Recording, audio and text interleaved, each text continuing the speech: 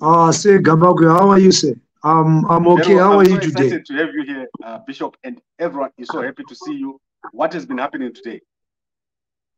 We thank God today we have been delivering the last part of the letters that you were left for us to deliver. So we have we are only left with the 3 letters. Unfortunately, some like embassy of US, they have moved from Ebechitepo to Westgate, and embassy of Zambia have moved from Kwame Nkrumah to Mount Pleasant. So we'll be delivering those 3 letters definitely on Monday morning. So far, we have delivered 33 letters. We have delivered 33 letters. Yeah. So, and our next move, we are saying the church is taking the lead, and we are going to involve every church. So this coming week, we'll be sending letters to every church, whether it's Masowe, SDA, Jehovah's Witness, UFIC, Methodist, any church, whether Pastor Muti will be sending letters to every pastor in Zimbabwe. Okay, fantastic. And I want us to talk about the reason for the protest. Please take us through how this started. Yeah, actually, it was soon after elections last year. Then God gave us a clear assignment, a clear mandate to pray for this nation. If there are people who have been following us since last year, we have been dealing with the issues of Zimbabwe from a spiritual point of view. We did not just walk up and say we are going to have a protest. No, but it started when we visited Matopos. We were dealing with the foreign altars. We went to Mazowe, where we were dealing with the spirit of Neanda. From there, we went to Vumba Mountain. We have been doing a spiritual exercise. So, and we came to realize that a prayer without action is useless. We have prayed and we understand that God has answered our prayer. But it is our duty, because we are the answers to our prayers, and we are the solution to our problems. And we say we are now taking a step of action, and we want these major stakeholders, politicians. A good example, Mr. Edie and Mr. Chamisa, whom we believe are major stakeholders in all this. So we wrote letters of petition, and attaching every letter, we attached a SIOM report. So we have been working very hard, and we are saying now we need to have a peaceful demonstration, a peaceful protest, that we need these major stakeholders to have a dialogue. We need them to sit down for the betterment of ordinary Zimbabwean citizens. Right now, the opposition, let me tell you, Mr. Gambagwe, those people at the helm of ZANU-PF, they are enjoying life. Even the people in the opposition party, the political leaders in the opposition party, their lives are better. But we want to take care of those ordinary Zimbabwean people who are in Murambinda, who are in Dotito, who are in Binga, who doesn't know even go to Kune Wi-Fi, who doesn't know even go to Kune a smartphone. These are the people we are saying we need equality in Zimbabwe, equal distribution of wealth. We need to be all equal before God and also before law. So our protests, they are peaceful demonstration, and we'll be singing hymns, we'll be praying, singing hymns, and demonstrating. Right, Bishop, there's one thing that I've been asked. That if the protest was to succeed, what happens next? If the protest succeeds, we want these people to sit down. It's about dialogue. If they don't want a dialogue, we need a transitional government. We have got people who can take over, who are not even politicians.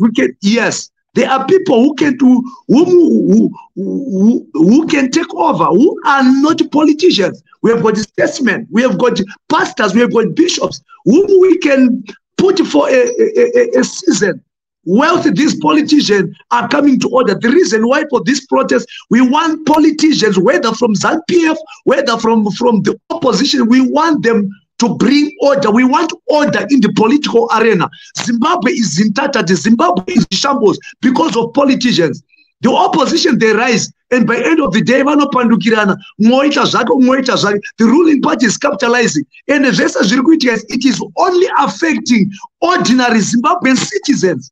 It's not affecting the ruling party. It's not affecting the opposition. What Chabangu did, as the affected here, benefit here, but it affected raw areas. It affected Vanvaripas.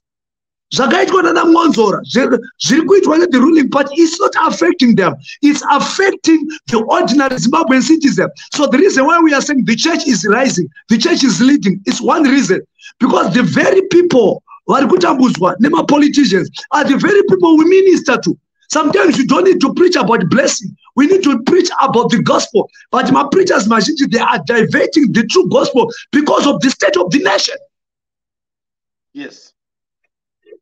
Bishop, it's clear, and I want to go to another dimension. I want to go to another dimension. We have a petition with over 1,000 people now, and overwhelming number of those people say they want to go back home in the diaspora. When you travel to the UK, what plans do you have? What message do you have for the people who are overseas who want to come home? The only message I have for them is, let us come together. Let us put our differences aside. Whether our ethnic differences, religious differences, we as Zimbabweans, we are one. And if we hold our hands together, if we put our knees together in prayer and open our voices towards heaven, God will hear us only. Diaspora, it is very possible for God to bring change in Zimbabwe. But God works with the people. Those I'm showing about it. Jesu ari ku Nazareta kuti Jesu akatozvarwa nemunhu nemudzimai. Why? Because in whatever happens in this earth realm, God involves man. So it is possible for us to have a good Zimbabwe, a better Zimbabwe. So I'm encouraging those that are in diaspora, let us come together. It is very possible. When we are on the ground, we are praying for peace, peaceful. And these protests, we are going to do them peacefully by the grace of God. Bishop, is there anything else you want to say before we close? Okay, what I want to encourage the Zimbabwean community, the Zimbabwean people is, let us join our hands together. Let us come together. Let us unite. Let us put our differences. Let